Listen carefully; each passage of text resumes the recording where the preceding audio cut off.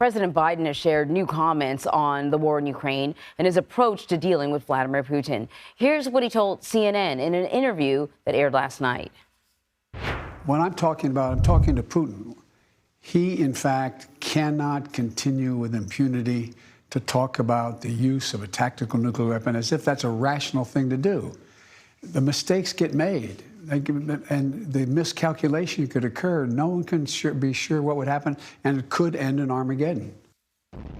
This comes after a brutal bombing campaign by Russia against civilian targets in Ukraine, and after earlier remarks from the president suggesting that we're closer to Armageddon now than we've been in 60 years.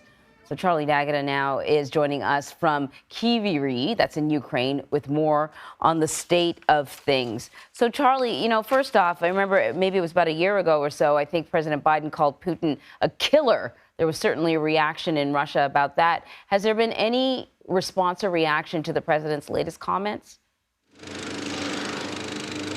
Yes, there was a direct response, Anne-Marie, from the Kremlin. Dmitry Peskov, which is pretty much the spokesperson for President Putin and the Kremlin.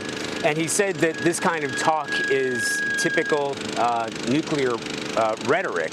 So he believes, and the Kremlin believes, that the language that's being used by President Biden is actually ratcheting it up and ratcheting up the nuclear tensions and the nuclear question in this area, but also just not aside from Ukraine itself, but between the West, particularly President Biden and President Putin himself.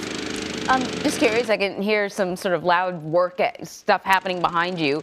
You are in Kyiv. I don't think we've talked to you from that location before, or I didn't realize it was from that location. What are things like where you are? Well, we're far out east, sort of southeast. So you remember the cities of Dnipro and Zaporizhia where we have been visiting, so within easy reach of that. But the reason we came here is so we could reach Kherson. So this is about as far south as we can get, the last major city. And we've been able to get to the front lines. So what you're seeing here is pretty much normal life. The air raid sirens, as I said, they've been going off all night. And what's changed in the past 72 hours or so is most of those air raid sirens would be ignored, including inside Kyiv itself. But now people are running to the shelters, not here, because this place hasn't really come under attack. Nearby Zaporizhia has been getting hit night after night after night. There are about 70 civilians that have been killed, and that happened before the attack of the bridge in Crimea. So this whole eastern part is within reach of Russian rockets. But as you head closer to Dnipro, closer to the Russian-held territory, specifically Zaporizhia, and certainly where we came from in Kherson, which is an active war zone, that is where it's much more dynamic, as the military calls it, kinetic. There's a lot more stuff flying around. Let me ask you about this G7 meeting yesterday. President Zelenskyy was offered support from all these nations, for as long as it takes.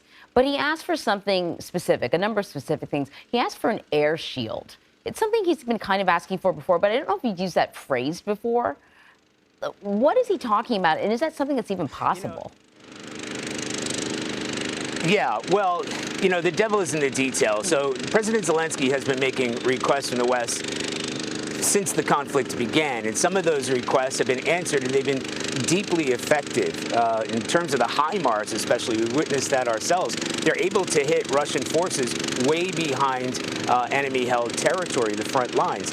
What he's talking about is more sophisticated anti-aircraft systems. And this isn't just to take in the Western supplies, specifically from the United States. The Ukrainian military does have a fairly effective anti-aircraft system in place. It's helped keep the capital from destruction. More than half, according to the Ukrainian Defense Ministry, more than half of the incoming cruise missiles and drones that were sent in have been shot down. But what happens when you see that onslaught hitting 10 or 12 cities across the entire country, they don't have anywhere near the kind of defenses to take all of those missiles out. And that's why they're causing so much destruction. When that happens, the Russians are able to pick apart targets pretty much with impunity. It would change the course of the conflict, and it would certainly save civilian lives if President Zelenskyy was able to get this more sophisticated and more of it, those kind of the words he's used, in order to protect the cities and to protect civilian areas. When is that going to be delivered? Is it even going to be promised? Absolutely not. Not at this point. And Charlie, what, as I understand it, and I could be wrong, that even if there is a will for some of these more sophisticated weapons to be given to Ukraine, there might not be a way. These are really expensive weapons. There might not be a lot of them out there. Well, that's it. I mean, these are expensive weapons, and they are highly sophisticated weapons. And the more weapons that are flowing into this country, as President Putin has already said, is a further provocation. This is, as they're painting this in Moscow and elsewhere, this is now a fight between NATO and the West, the United States and Russia, a proxy war that's being fought on the ground here in Ukraine. But getting these weapons in is a danger in itself. The Russians have eyes all over everywhere, and just getting the weapons into Ukraine itself and then getting them to where they belong, that is difficult. They have been incredibly sensitive about us showing any of their defensive positions or even the artillery locations because they're so worried about being targeted. And by the way, that is a real concern. They do not want to give any of those positions away. So getting weapons and moving them, especially big weapons like anti-aircraft, is a complex project within itself.